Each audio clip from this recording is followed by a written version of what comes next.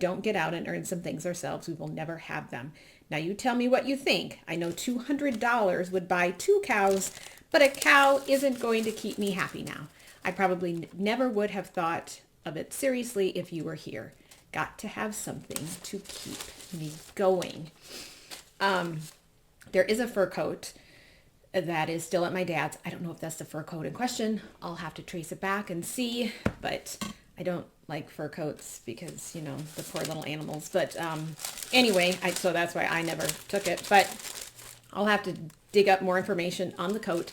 But it's interesting to see the girls' lives, the wives, and she had this whole group of girls that she hung out with who all their husbands were gone. And they hop from job to job to job because they can't really plan, because if their husbands return, then what? And you see a lot of these plans happening, because then the next letter is dated August 30th, and they're trying to figure out, Orville and Viola, what exactly they're going to do. She, in the letter I wrote to you about the coat, she does not want to go back to work teaching. She doesn't want to have to work. She wants to have babies when they get home, which turns out very tragically based on what I know what happens next. But as they're trying to figure out what will happen, where will they live? What will they have? She has her own little place that she shared with another girl. Well, obviously, Orville isn't going to come back to that.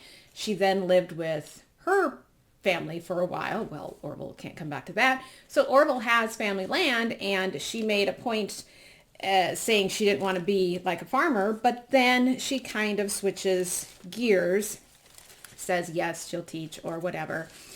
But here she says, all I want is you back close to me. Aw, Daddy, that's what she calls him.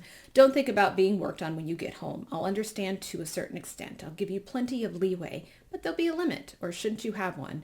We know you might not be just like you were 4.5 years ago, but darling, don't be silly thinking you will be sarcastic. I'll pour sugar all over you.